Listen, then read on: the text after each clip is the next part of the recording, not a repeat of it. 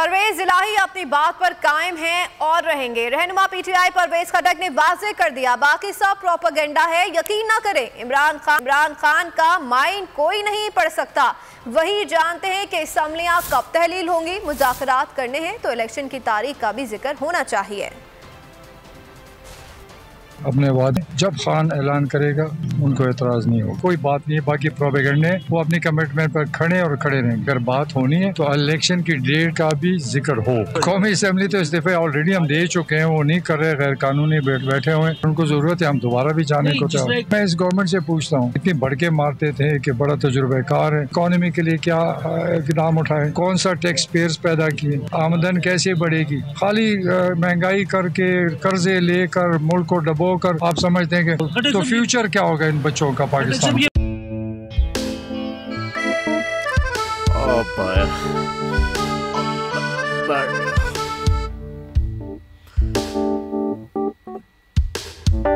इंतशार से निकलने का वाहिद हल इंतखाबात हैं।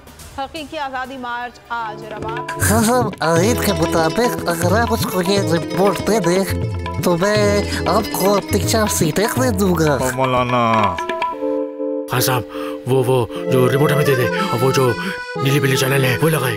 जाओ शबाज।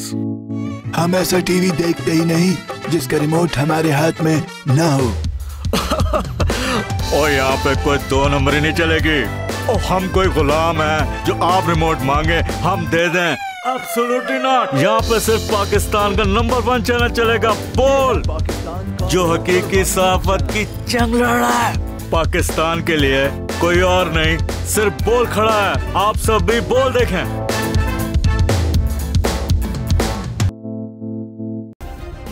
सब्सक्राइब करें और बेल दबाएं ताकि कोई खबर रह न जाए।